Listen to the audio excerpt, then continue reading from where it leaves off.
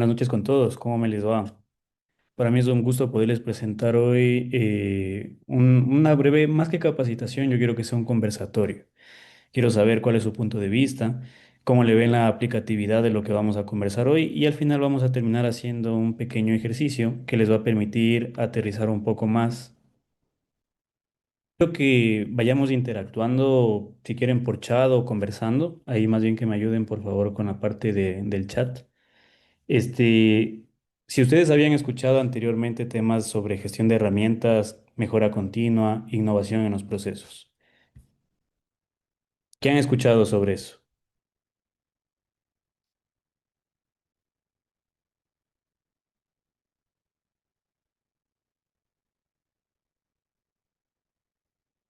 Perfecto.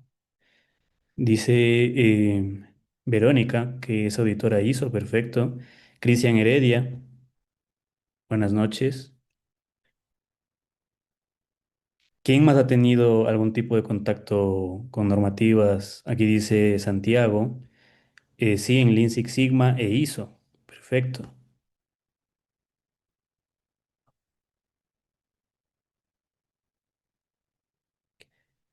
Elsa de Los Ángeles, buenas noches. Dice auditor interno ISO 9001 y 14001, perfecto.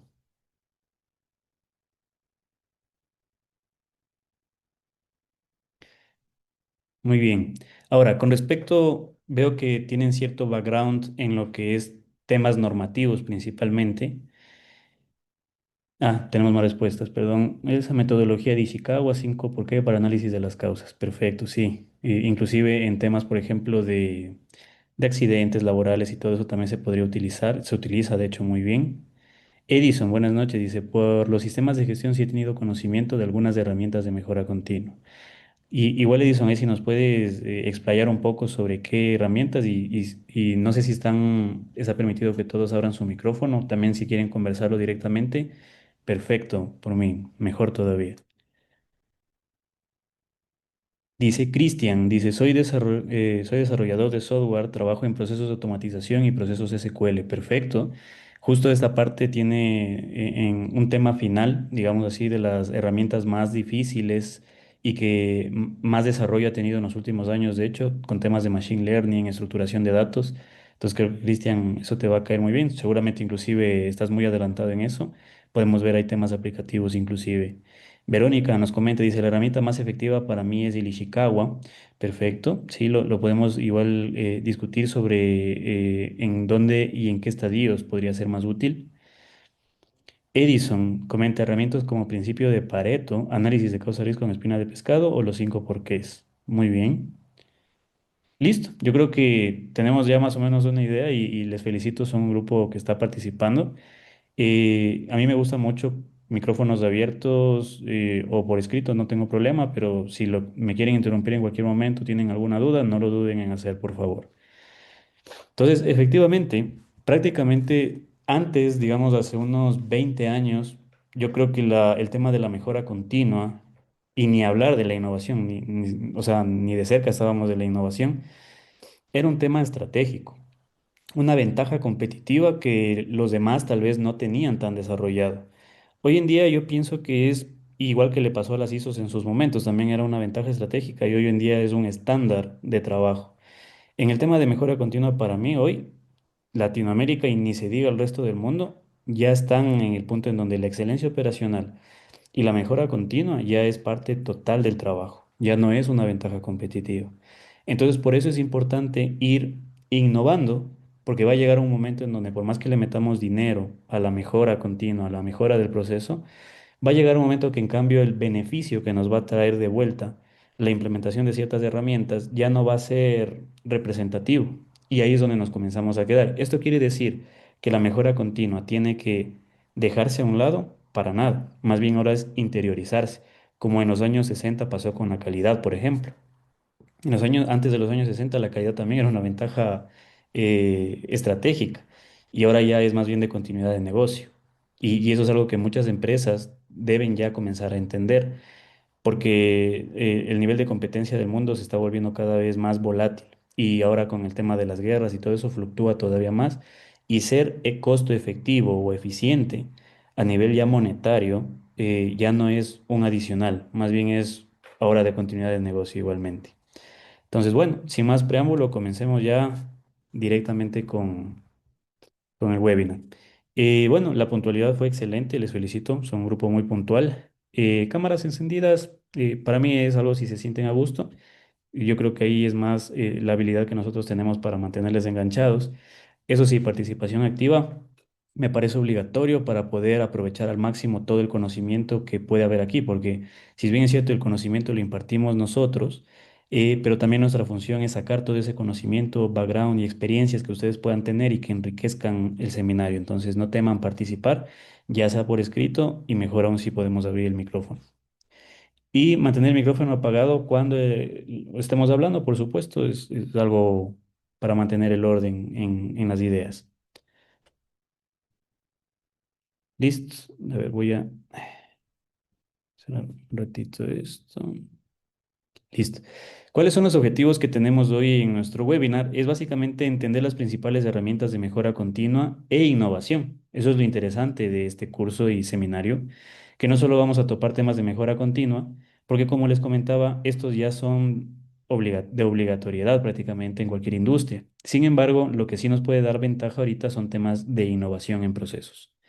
Visualizar cómo aplicarlas paso a paso en una organización es muy importante que no solo se quede en teoría, sino que vayamos aterrizando con un caso de estudio, por ejemplo, sería lo ideal, que lo vamos a hacer al final. E identificar oportunidades para mejorar eficiencia, reducir procesos y tomar decisiones con datos. Un proceso inestable no se optimiza, se estabiliza. Esto es muy importante porque es el principio en sí mismo de la mejora continua. Muchas veces comenzamos implementando, por ejemplo, 5S, temas de Ishikawa, como comentaban. Sin embargo, no es lo adecuado. Lo adecuado es principalmente entender en qué punto de madurez está mi organización. ¿Estoy en un nivel reactivo? ¿Estoy en un nivel estandarizado? ¿Estoy en un nivel ya colaborativo? ¿Estoy en un nivel integrado? ¿O estoy ya en un nivel inclusive de machine learning, predicciones, gemelos digitales, etcétera? Entonces es importante, para mí esa es la primera etapa de cualquier proceso de transformación, de mejora continua, de innovación, es entender dónde estamos en este momento.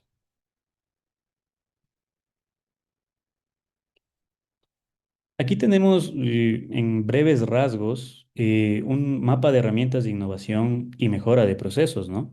Comenzando con la parte más core, que sería la gestión de calidad. ¿Qué me pueden decir sobre la gestión de calidad? ¿Cómo piensan ustedes que la gestión de calidad ha cambiado a lo largo de los años dentro de las organizaciones? Algo que también hubiera sido bueno saber es más o menos de qué países estamos conversando. Perú, Ecuador, una mezcla, Colombia. Sería bueno también conocer eso. Aquí tenemos un mensaje. Dice de Ecuador, perfecto. Herramientas. Edison también nos ha escrito. Herramienta más efectiva para mi serie Ishikawa. Ecuador, Quito, perfecto. Hola, soy de Ecuador. Bienvenido, José. Edison,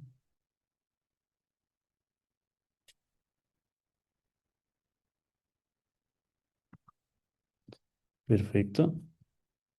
Ecuador, tenemos bastantes personas de Ecuador. Eliana, de Perú, muy bien. De Guayaquil, Guayaquil, Ecuador. Perfecto. ¿Qué opinan sobre el tema de la calidad? ¿Cómo hoy en día, tanto en Ecuador como en Perú, veo que no hay otro país por ahora, ha evolucionado la calidad? ¿Cuál es el estatus que ustedes han percibido de calidad? Y ojo, que calidad no nos referimos solamente a temas de procesos de manufactura. Por ejemplo, si yo estoy en banca, también hay un tema de calidad, del aseguramiento de calidad. Y dentro de banca y de finanzas, inclusive hay mucha más calidad, porque hay, por ejemplo, calidad de datos, calidad de software, calidad de procesos front-end, que es básicamente la experiencia del usuario, la calidad del servicio, en tema de los cajeros, etcétera. Mira, aquí dice, Edison dice, el sistema de gestión de calidad ISO 9001, y se me movió, ha evolucionado, por ejemplo, desde un enfoque documental hasta un enfoque orientado a resultados estratégicos. Muy bien. Cristian dice, gestión de calidad, le enfoco más a la información que tengo para una toma de decisiones. Perfecto. Yanis Naomi dice, para mí, la gestión de calidad ayuda a mantener la trazabilidad de cada uno de los procesos y el poder asegurar la calidad de los resultados que estoy dando a mis clientes. Muy bien, Jesús dice, buenas noches. Creo que la gestión de calidad se ha convertido en un esquema transversal en todo proceso centrado en los clientes. Client-centric. Perfecto. Efectivamente, hoy en día, hay más opiniones. Dice Elsa, la gestión de calidad ya no es una opción, es parte de la estrategia para asentar bases de la sostenibilidad. Palabra clave, la sostenibilidad. Santiago dice, desde el punto de vista del cliente, eso es lo que espera como mínimo recibir a nivel empresarial, se convierte en una ventaja competitiva. Perfecto. Perfecto, Santiago. Sí, de hecho, y voy a partir desde este último comentario porque es muy importante. Dice, desde el punto de vista del cliente, ¿ya? Como ustedes pueden ver, nosotros tenemos varias herramientas, como por ejemplo el PDCA, que es el Plan Do Check Act, que básicamente me permite a mí tener un sistema estructurado de implementación de mejoras. Pero, por ejemplo, en la parte del plan, ¿sí? Comenzamos con la identificación del problema y la definición de la mejora. Esta identificación del problema o definición de la mejora básicamente es algo que nos lo da quién. ¿Quién creen que nos da esta definición del problema o de la mejora o identificar el problema y la definición de la mejora? Quiero ver sus opiniones ahí. ¿Quién creen que nos da estos dos puntos? Igual regresando un poco, dice Verónica, entiendo incluso que la ISO 9001-2016, el enfoque de mejora continua es de mayor relevancia. Así es. El cliente, perfecto. Muy bien. El cliente muchas veces nos dice sus necesidades, pero obviamente en sus palabras. Ya, esto es algo que se denomina en temas de gestión de calidad y de procesos, la voz del cliente. Es importante que esta voz del cliente, sí, sea recogida de muchas maneras. Y por eso aquí les hago otra pregunta. ¿Dónde comienza la calidad? Para ustedes, ¿dónde comienza la calidad?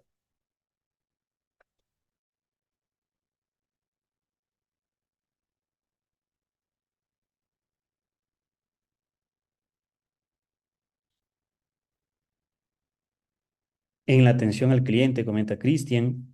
José, en el servicio, muy bien. Mayra dice en el proceso, perfecto. ¿Quién más tiene otra opinión? Desde la definición del servicio que ofrece y las necesidades que se van a responder, perfecto. Dice cuando se inicia un servicio, Jesús. Cristian dice identificación del problema, perfecto. Cristian ahí con la estructuración de la data, perfecta esa respuesta. Edison Borges dice, la calidad empieza con el cliente y termina con el cliente. Una definición excelsa, Edison. Muy bien. Jessica Sarabia dice, desde la mente de de los dueños de las empresas y pensar qué es inversión y no gasto. También, muy bien, un tema, un componente cultural, Jessica. Y de hecho, un componente cultural tan importante que si no existe, pues no hay ISO, sistema Lean, sistema Six Sigma o cualquier otro tipo de sistema que funcione. Santiago, en la idea del producto o servicio, perfecto, desde la idea, desde la concepción. Luis, este diseño del proceso, perfecto. Gladys, de hecho, en respuesta a Luis, una de las herramientas que si bien es cierto no está aquí, pero es parte del design thinking o de ahí salió, es precisamente el Design for Six Sigma, ¿ya? Que es orientar el producto desde su concepción a que cumpla estándares de Six Sigma. Entonces está perfecto. Gladys dice necesidad del cliente. Michelle Alarcón en los resultados. Al final del día todo se traduce en resultados principalmente financieros. Cecilia dice desde la selección del proveedor hasta entrega al cliente. Juan, entender al cliente. Cristian, entender las variables y sus relaciones. Y Cristian, bueno, ahí está muy activo. Cristian, te felicito. Dice, pero avances la competencia es la que te lleva a mejorar. Perfecto. Todo esto, y yo me llevo algunas palabras, hay mucha información y toda está correcta, pero por ejemplo, miren esto que dice Cristian al final. Dice, la competencia es la que a veces te hace ser mejor. Las necesidades del cliente, el diseño del proceso, desde la concepción, ¿sí? La mentalidad de nuestros líderes en la organización. Entonces, todo esto hace que Si yo pudiera sintetizar todo en una sola cosa, es precisamente que la calidad nace desde la necesidad, más allá del cliente, porque inclusive, y esto es parte de lo que hoy en día es un factor diferenciador, ya no solamente es desde lo que necesita el cliente, sino de tener la capacidad de recopilar una cantidad tan grande de data que luego nos permita hacer análisis profundos sobre necesidades que ni siquiera el cliente todavía entiende que tiene.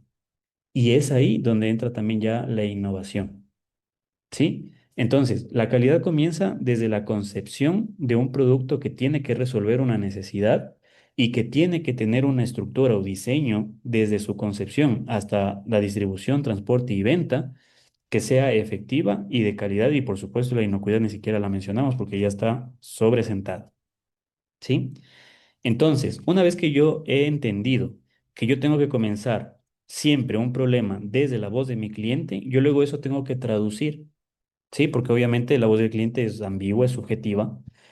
Hay formas en donde yo tengo que llevar esta subjetividad a una objetividad. ¿Y cuál es esta objetividad? Precisamente el tema de los atributos claves. Entonces, mi servicio o producto tiene que cumplir ciertos atributos claves, perdón, de criterio técnico. ¿Sí? Ya no estamos hablando de subjetividades. Estamos poniéndole un límite inferior, un límite superior y un target que yo tengo que buscar cumplir. ¿Sí? Entonces, hasta ahí vamos pasando, ¿no? Miren, he entendido que para planificar mi proceso, debo primero entender la voz de mi cliente y traducirla en un atributo clave que seguramente será de índole técnico, ya sea un servicio o sea un producto, ¿sí? Luego de eso, yo tengo que preguntarme, ¿cuál es mi condición operacional? Y cuando digo operacional, no me refiero solamente a operaciones de manufactura, insisto, sino también a servicios. Por ejemplo, si es el caso de un servicio, mi personal está capacitado, mi página web está activa o tiene el suficiente potencial o poder para aguantar el tráfico de personas que estamos teniendo. Mi aplicativo celular tiene la capacidad de aguantar usuarios simultáneos haciendo transacciones en la cantidad que necesito. Entonces, todo esto, todos estos atributos claves me llevan a preguntarme si tengo o no las condiciones operacionales. Y alguien decía por ahí, perdón que se me escapa el nombre, pero decía el CAPEX, o sea, las inversiones, ¿sí? Efectivamente, de entender la primera parte de la calidad, que es la voz del cliente, también me comienza a orientar hacia dónde yo tengo que implementar mis mejoras en mi proceso y por supuesto también seguramente se derivan en CAPEX, de inversión.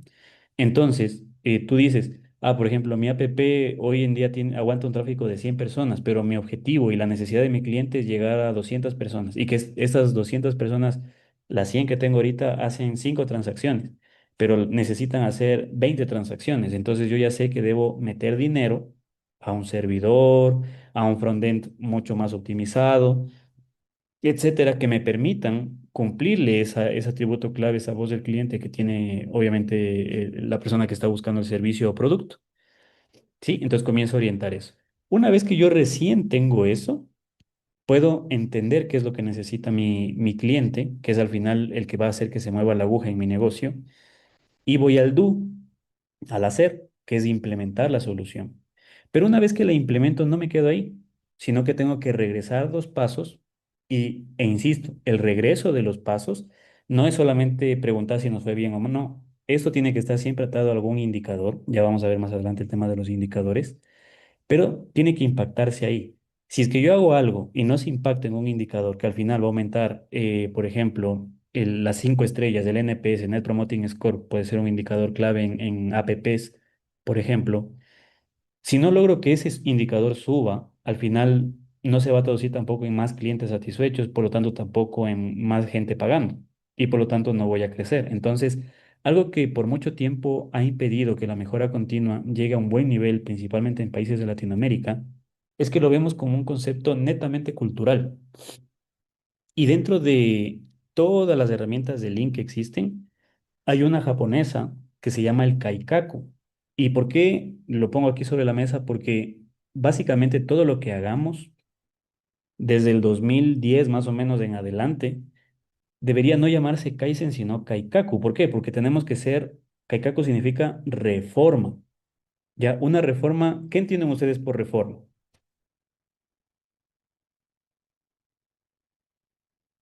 Y me quedo con un comentario de Cristian también que puso al último. Dice, pero a veces la competencia es la que te lleva a la mejor calidad. Y le dice, entonces, antes del dato es entender sus variables.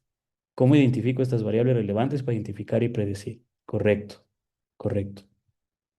Y este entendimiento, entre comillas, te lo da ¿qué? El contexto.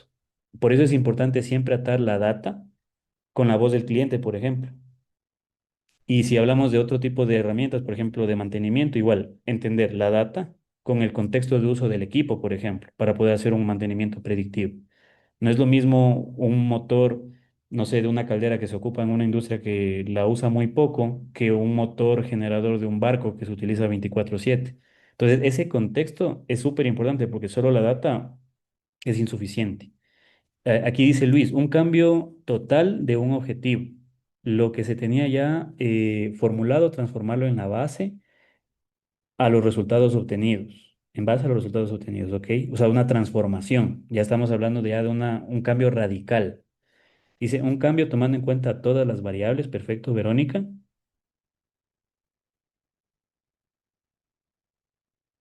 Y tenemos aquí, Santiago dice, una renovación o transformación. Perfecto.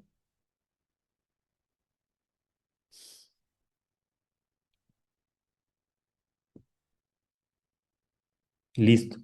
Sí, las palabras mágicas son la transformación. Una reforma, digamos que comparado con la mejora continua va pasito a pasito, trabajando en temas culturales, un componente muy importante. Edison dice modernización, reestructuración de infraestructuras, maquinaria y metodologías operativas. O sea, es un cambio total de infraestructura. Perfecto, muy bien. Y sí, eso es básicamente una mejora continua súper acelerada. Y ustedes dirán, pero ¿cómo yo puedo acelerar la mejora continua? Porque es un tema cultural y eso siempre hay que irlo trabajando de la mano. O sea, siempre totalmente de acuerdo en que el trabajo cultural es de a poco, es un trabajo de hormiga, es algo que hay que hacer poco a poco, con una correcta gestión del cambio, ¿sí? Pero a la vez siempre atado a un tema monetario, ¿sí? Y ese es el factor diferenciador que muchas veces cuando nos enseñan cursos de Lean Six Sigma tradicionales, no, o sea, no nos dicen, ah, sí hay que disminuir la variabilidad, hagan un proyecto Greenbelt o Black Belt para hacer una reducción de variabilidad. Sí, pero ¿qué pasa con esa reducción de variabilidad? Les pongo un ejemplo. Digamos que en una empresa que hace alimentos balanceados para animales, logran reducir la variabilidad. Ok, chévere, bonito el proyecto, lo vendemos súper bien, hay mucho trabajo por detrás, mucho análisis, pero ¿qué logramos con eso? Si ustedes lo piensan, y esto va atado con lo que dice también Cristian, dice mentalidad de las gerencias personal del cambio, a veces eso frena hasta que no se ven los resultados. Entonces, vamos con este análisis de reducción de variabilidad en alimento balanceado de los componentes de los macronutrientes, proteína, grasa, cenizas, fibra. Ustedes saben que el alimento balanceado para animales, mientras más proteína y grasa tenga, va a haber mayor conversión de ese alimento en carne, que al final luego eso venden, porque venden por kilogramos cuando faenan los animales. Entonces les interesa eso. Pero ¿qué pasa si tienes mucha variabilidad? Entonces a ti como productor de alimento balanceado lo que te toca hacer es poner mucha más cantidad de proteína y de grasa para asegurar que llegas a la conversión. Pero eso tiene dos problemas.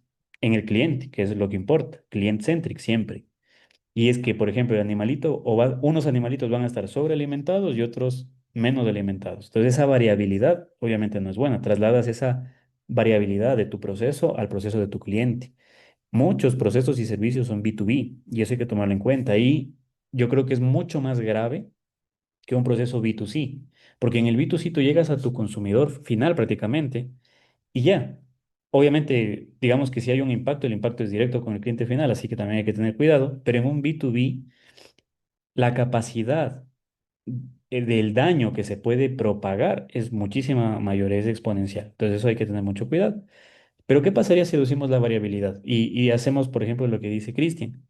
Llegamos y le presentamos a gerencia y gerencia está preocupado porque no vende. Entonces, ¿ustedes creen que les va a interesar que llegue Gustavo con su análisis de la NASA, con datos súper estructurados y eso? No, no le va a interesar. Pero ¿qué pasa si le dices, mira, hoy en día tienes este problema que te está provocando estas quejas, que están provocando una disminución en las ventas y adicional a un aumento en tu costo de producción? Porque para poder suplir esta variabilidad, tú estás metiendo más proteína y más grasa que hacen que tu alimento sea muy caro de producir y te quite margen. Ya margines mucho menos. Si yo reduzco la variabilidad, puedo ajustar ya esa cantidad de proteína que estoy poniendo y pongo prácticamente la que es. Obviamente nunca es así, siempre hay una variabilidad que no vas a poder evitar, pero la tienes controlada, entonces puedes bajar. Y eso, para que tengan solo una idea, un punto porcentual de proteína, por ejemplo, en un alimento balanceado para cerdos, estamos hablando de $5 por tonelada. Y la planta que menos toneladas produce puede ser unas 12.000 toneladas. Entonces, si multiplicamos eso, ya es una cantidad muy importante de dinero. Y eso hay que tomarlo en cuenta. Y eso por una planta. Muchas plantas, obviamente, ese valor puede llegar a millones de dólares. Entonces, la mejora continua, ¿ya? Y la innovación siempre se puede vender. Ese es como el mensaje, ¿sí? Perfecto. Aquí dice, ¿dónde me quedé, Cristian? Santi dice, es que debe estar enfocado siempre a la rentabilidad total. Edison Borges dice, Kaikaku no es el equivalente a la reingeniería de procesos o es diferente. Em, Buena pregunta, este, mi estimado Edison. Yo te diría que son muy parecidas, pero como siempre, cuando comparamos una metodología, por ejemplo, Lean con Six Sigma, que Six Sigma es occidental y Lean más bien es oriental, y la reingeniería de procesos es también más bien occidental, el Kaikaku es más bien oriental, siempre tienen como un enfoque, yo diría más práctico lo oriental, es decir, tanto Lean como Kaikaku siempre van a tener herramientas más sencillas hasta cierto punto, ¿sí? Es más, herramientas iterativas, ¿ya? Por ejemplo, el BCM, que es una herramienta Lean, por ejemplo, tú puedes hacer un BCM súper sencillo y luego ir iterando hasta que llegas a un BCM súper complejo. Pero, por ejemplo, si nos vamos al Six Sigma, aplicas un diseño de experimentos y un diseño de experimentos es complejo siempre porque tienes que asegurar cierta data, cosas así. De hecho, hay un video muy interesante sobre un problema de pesos que había y claro, los occidentales cogimos y pusimos un check wader que veía cuando un peso se salía, ponía un robot, un brazo robot y separaba los productos. Y claro que es un ejemplo un poco patético, ¿no? Para que ustedes vean la diferencia entre lo oriental y lo occidental. Mientras que los japoneses lo que pusieron fue un ventilador que tenía la potencia suficiente para no virar las cajas que estaban con un peso correcto y las cajas que estaban con peso bajo se caían. Entonces, esa es la diferencia, mi estimado Edison. Es básicamente como que la aplicatividad y la practicidad. Los occidentales somos más bien estructurados en cuanto a data, mientras que los japoneses son estructurados, por supuesto, ordenados, pero más orientados a la acción inmediata. Sí, pero sí, se puede decir que la reingeniería y el Kaikaku es lo mismo. Y María Fernanda nos dice análisis del ciclo de vida de producto. Hermoso, o sea, realmente es algo que no, y para mí es un proceso de innovación, de hecho, que debería ser un proceso core de innovación. Muchas empresas chiquitas tienen 60, 70 SKUs. Y en Perú lo he visto bastante, también en Ecuador un montón. O sea, la empresa es chiquita y tiene un montón de SKUs. Las empresas medianas tienen cientos de SKUs y las empresas grandes tienen miles de SKUs. Y no necesariamente toda esa cartera, ese portafolio es rentable. Entonces, ni siquiera lo vemos en ese punto. Es como, un día se me ocurrió hacer un producto, vendió, y luego ya no le hago el seguimiento desde el punto de vista de rentabilidad o de market share, que también es importante. No solamente es rentar, sino también es hacer presencia en el mercado. Pero ninguna de las dos cosas pasa. O sea, ese producto no hace presencia en el mercado y ese producto no renta. Entonces es un producto que, y lo pongo a veces, lo tengo ahí, tengo que programarlo, tengo que secuenciarlo y friego a la planta, porque estoy poniéndole a hacer un SKU que como no sale, le mando, digamos que el batch mínimo en la planta son 5 batches. Como no me sale, le mando a hacer un batch y friego todo el proceso, todas las condiciones operacionales, pero tengo que cumplir algo que ni siquiera sé si me está rentando y eso es muy importante verlo. Cristian dice, ¿qué es innovación? ¿Dar solución a algo es innovación? Cristian, vamos a responderte esa respuesta en breve, ¿ya? Pero por ahora sigamos con la parte de calidad. Entonces, bueno, hemos hablado ya mucho de la calidad. Tenemos claro que tenemos un ciclo, que tenemos un enfoque siempre hacia el cliente y que tenemos que ir orientándonos a la parte digital. La calidad ya no está en una planta, La calidad está en redes sociales, donde hay comentarios positivos, negativos, índices de consumo y todo eso que se debe transformar en voz del cliente, en atributo clave y en condición operacional final. ¿Sí? Gestión por procesos. Ya lo hemos hablado dentro de todo lo que hemos discutido, pero tenemos también la parte del CIPOC, ¿sí? La parte del CIPOC no es más que una matriz que nos indica cómo es el suministro que yo necesito, cuáles son mis suministradores dentro de un proceso. Acuérdense que dentro de la cadena productiva, por eso se llama supply chain, ¿no? Es una cadena de suministro total, ¿no? Es una cadena, es decir, siempre un eslabón va a estar atado a otro eslabón que va a estar atado a otro eslabón.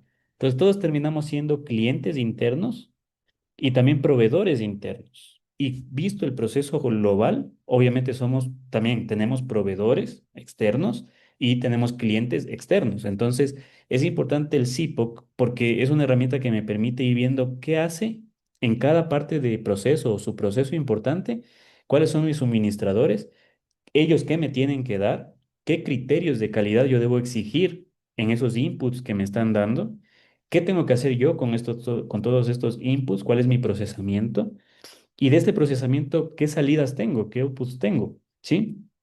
Y al final, esos outputs, qué criterios de calidad deben tener para que mi cliente, la experiencia sea la más adecuada, sea interna o sea externa.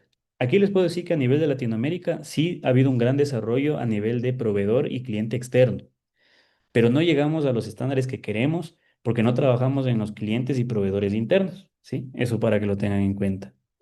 Y los KPIs, bueno, aquí es un capítulo gigantesco de KPIs. Ahí partimos siempre desde los objetivos resultados clave, que es una alineación con la estrategia de la compañía, y vamos bajando al tema de los KPIs. Y esos KPIs siempre tienen que estar atados a un objetivo. Hay que tener mucho cuidado aquí de no tener el tema de la sandía, el complejo de la sandía, que es verde por fuera y roja por dentro, ¿ya? Los KPIs, hay que tener mucho cuidado de que no sean para vender el trabajo, sino para medir, y no el trabajo de una persona, sino medir la eficiencia de un proceso. Cristian dice, ¿cómo mides un SKU comercial cuando ese SKU ya pasó de moda? Ejemplo, cuando vendes un porcelanato y a la final te terminas llenando de ítems en tu data, de la cual poco se mueve. Ok, sí, ahí lo que tú tienes que ver es un análisis que se hace mucho en un proceso de transformación comercial que se llama Go to Market, que es básicamente es entender cómo se está moviendo el mercado con productos que no son tuyos, que te dan como que las tendencias, pero también con tus productos. ¿Y qué es este movimiento que tú dices? Es siempre traducido en temas de dinero, ¿sí? ¿Cuánto me cuesta producir y cuánto lo estoy vendiendo? Y tú dirás, pero es que, por ejemplo, me puede costar poquito y lo vendo caro, entonces obviamente me va a marginar bastante. Y la respuesta es sí. Pero cuando tú tienes un proceso masivo de producción, los costos obviamente se diluyen con el volumen. Entonces sí o sí te va a afectar siempre que tengas poco volumen. Y más cuando, por ejemplo, ni siquiera cumples un batch, porque un batch mínimo en cualquier proceso productivo o de servicios, si es que no cumples un batch mínimo, el costo siempre se tiende a multiplicar. Ni siquiera es que sube poco, sino que se multiplica. Entonces tú vas a terminar viendo en tu análisis de rentabilidad que nunca un producto que no se mueve, que no tiene rotación, va a ser un producto rentable, porque le vas a cargar, por ejemplo, costos de obsolescencia, costos de almacenamiento, un costo elevado de producción, porque lo haces muy poquito y mientras más poquito hagas, pues más caro te sale, no se diluye el costo. Entonces, esa es la forma en cómo tú lo vas midiendo. Es complejo. En una empresa que tiene 60 SKUs no es nada complejo, pero hay empresas que tienen 1000 SKUs, entonces ahí se vuelve muchísimo más complejo. ¿Sí? En cuanto a las herramientas de calidad, discutíamos sobre el Ishikawa. Bueno, para el Pareto ya saben todos que siempre tenemos que enfocarnos en lo que con un mínimo esfuerzo, entre comillas, que nos referimos, por ejemplo, en factibilidad, ¿no? Tiempo de trabajo, costo de análisis, cosas así, ¿no? No es esfuerzo de inteligencia, más bien es donde más es difícil a veces resolver los problemas, pero resolviendo ese 20% de problemas me da el 80% de los resultados y siempre debemos enfocarnos en eso. El tema del Ishikawa, yo les invito a que lo hagan. Sí, es un muy buen sistema de análisis de causa raíz, pero no lo hagan para llegar a causa raíz. Siempre utilícenlo mezclado. ¿Sí? Hago el Ishikawa, pero también después de que tengo el Ishikawa que me da más o menos en qué categorías yo tendría mis posibles causas raíces, yo aplico los cinco porqués.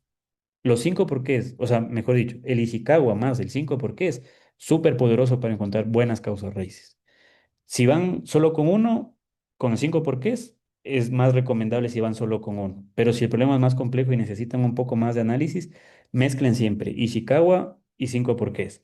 Ahora, si la empresa que estamos implementando esto o haciendo esto en nuestra empresa no tiene el nivel de madurez, ¿y qué es el nivel de madurez?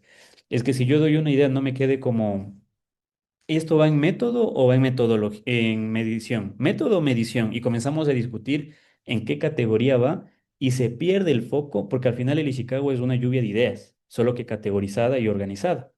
Entonces se pierde el foco y en vez de discutir sobre el problema que queremos resolver, comenzamos a discutir en qué categoría va. Tengan mucho cuidado con eso. Si ustedes tienen el nivel de facilitación suficiente para cortar de raíz esas discusiones que no nos van a llevar a nada bueno, y mejor aún si todo su entorno tiene conocimiento sobre esto, hagan Ishikawa. Pero si no, hagan solamente una lluvia de ideas común y silvestre. El problema en el pizarrón, post-its y ideas. Y votamos. O si lo hacen en Whiteboard de Microsoft Teams o en Miro, o ahorita hay un montón de herramientas, también pueden hacerlo en la computadora. Cristian dice, una vez escuché que con los cinco, ¿por qué? También te ayuda a armar objetivos y estrategias. Por supuesto, porque acordémonos que las estrategias parten de un problema que queremos resolver en la sociedad.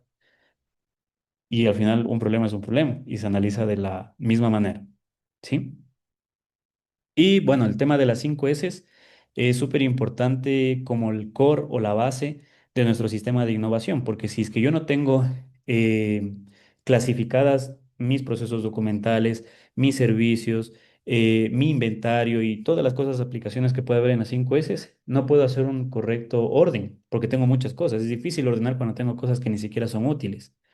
Luego, si no tengo bien ordenado los procesos, estándares o mi planta, es difícil limpiar data equivocada, procesos inadecuados, ya sea causa inadecuados o suciedad. Identificar estas fuentes de suciedad es lo complejo, ¿sí? Y luego tenemos la parte de la estandarización. Si yo no estandarizo, no tengo línea base.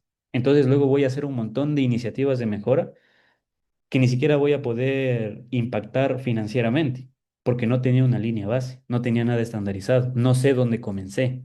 Entonces, súper importante la estandarización, como para plantear una línea base y sobre eso hacer ya sea una transformación o una mejora continua de acuerdo al nivel de madurez que esté la organización.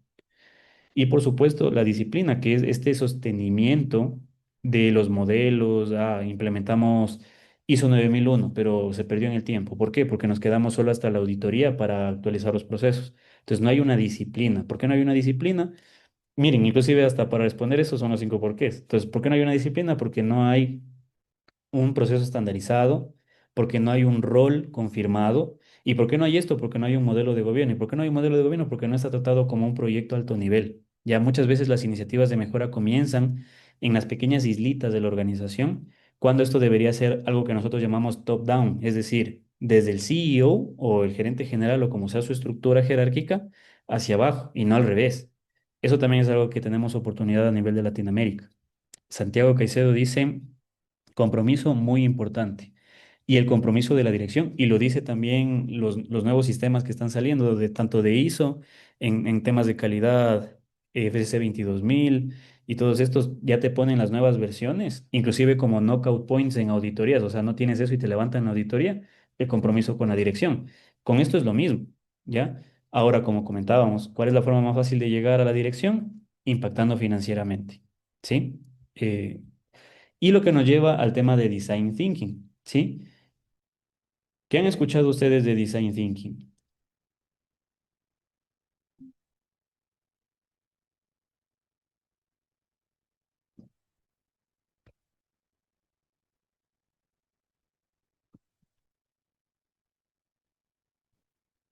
Ya, de eso no hemos escuchado, ok. Bueno, el design thinking es una herramienta que nos permite innovar desde la empatía que nosotros tenemos.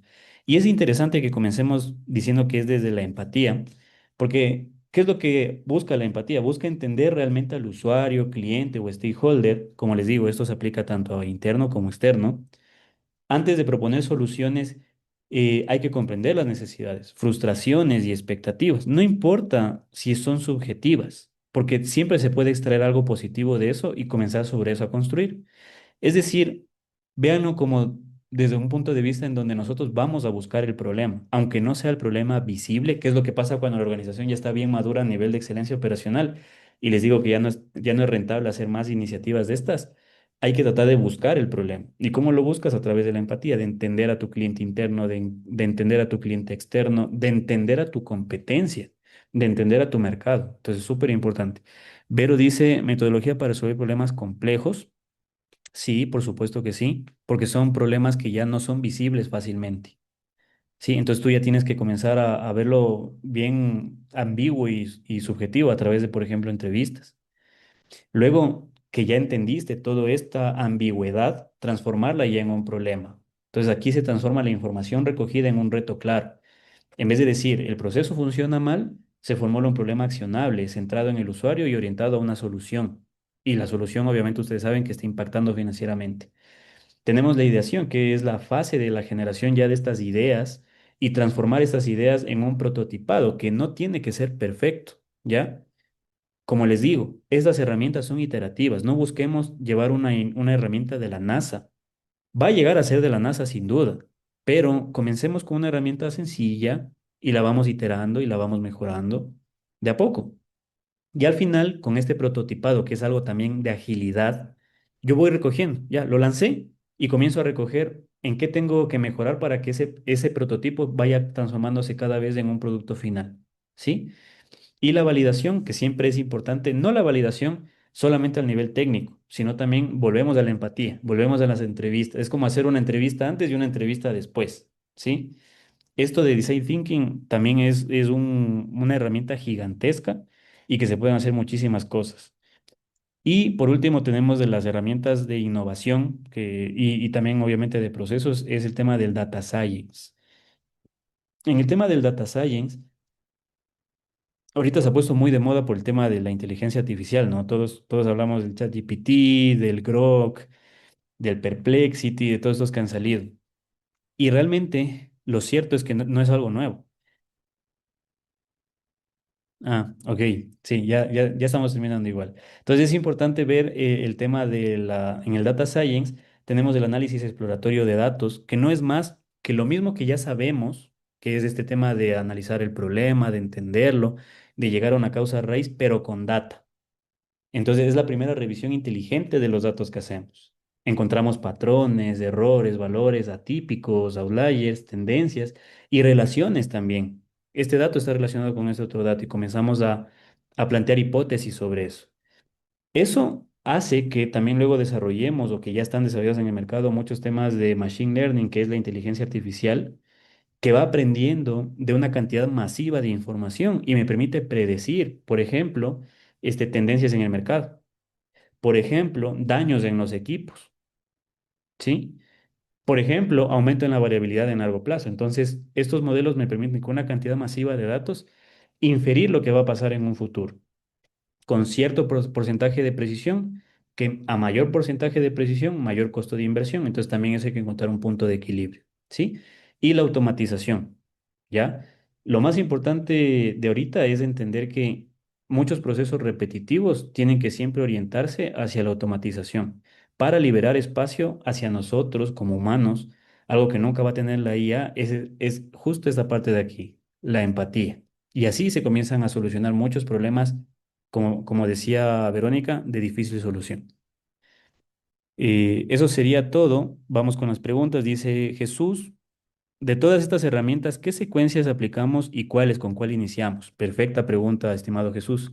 Siempre debemos iniciar con el tema de el análisis de problemas. Y si te fijas, el análisis de problemas dentro de esto que estamos presentando contempla PDCA, principios de calidad, SIPO, porque debes entender las cosas, KPIs y por supuesto en sí mismo el tema de resolución de problemas. Sí, pero siempre es resolución de problemas. Y les digo por qué. La empresa tiene muchos incendios y todos trabajamos siempre en el incendio, entonces no nos permite mejorar. Pero si yo aplico bien, correctamente, análisis de causa raíz, voy a ir resolviendo esos incendios y se van a apagar y me van a comenzar a liberar espacio de tiempo de toda la gente. Y es el momento para comenzar a implementar otro tipo de iniciativas. Perfecto. Listo. Eso sería todo. Cristian dice, pero para poder automatizar primero hay que establecer bien claro los procesos y normas, la estandarización totalmente. Santiago, por favor, darnos un ejemplo en la secuencia de Design Thinking. Ok, no sé si la parte de SGS todavía nos da unos 2 minutitos para hacer este ejercicio. Y si no, pues lo terminaríamos ahí.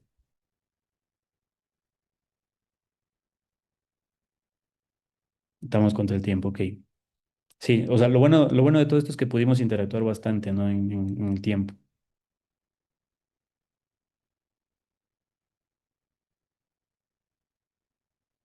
Listo, estimados. Muchas gracias a ti, Cristian, y a todos por su participación. La verdad que fue Muchas un gracias. grupo muy participativo, eso es muy bueno. Da gusto Sí, así. sí pude verlo, Gustavo, muchas gracias. Disculpe que te cortemos, pero justo tenemos también otro webinar y está que nos gane el tiempo. Quería comentarle a todos los participantes al webinar que tenemos este mes justo el curso de gestión de herramientas para la mejora continua e innovación de procesos a cargo de nuestro expositor el día de hoy, que es Gustavo Zambrano, ¿no? Donde van a poder profundizar todo el tema de las herramientas para la mejora continua, van a poder realizar ejercicios, es un curso bastante práctico, entonces pueden aprovechar para poder inscribirse. Está iniciando este 29 de abril y termina el 3 de junio. El curso es 100% virtual, en vivo, las clases son los días lunes, miércoles y viernes de 7 de la noche a 10 de la noche. Son 3 horas. Y son 40 horas en total. El certificado sale a nombre de SGS y para todos los participantes tienen un descuento especial si se inscriben esta semana, todos los participantes al webinar. Yo les voy a dejar mis datos a través del chat. Tienen ahí un link para que me puedan contactar todos los que se encuentren interesados y con mucho gusto les voy a estar enviando la información, el brochure, de repente cualquier otra información adicional que deseen, les voy a poder compartir. Acá también tienen mi correo, tienen mi número de celular, pueden escribirme por correo, por WhatsApp y con mucho gusto los voy a ayudar. Espero que puedan inscribirse la mayoría de los presentes y podamos disfrutar de este curso que está iniciando este 29. No sé, Gustavo, si quieras decir algo más para cerrar, de repente invitarlos al curso, algo adicional antes de culminar el webinar. Por supuesto, sí. Y yo creo que la verdad un curso de 40 horas sí les puede dejar con un buen background para comenzar ya a implementar. Y de hecho, un enfoque que yo siempre manejo en las capacitaciones es que es bastante orientativo hacia la acción. Inclusive ciertas llamadas a la acción es, bueno, ¿qué problema tienes en tu trabajo? Y es chévere porque muchas veces están los problemas del trabajo, resolvemos y ellos llevan algo al trabajo y es algo chévere, porque yo sé que luego me escriben por WhatsApp y me dicen, oye, bien chévere, sí me sirvió, mi jefe estuvo contento, pude resolver este problema. Y es súper interesante darles esas herramientas para que ustedes puedan continuar.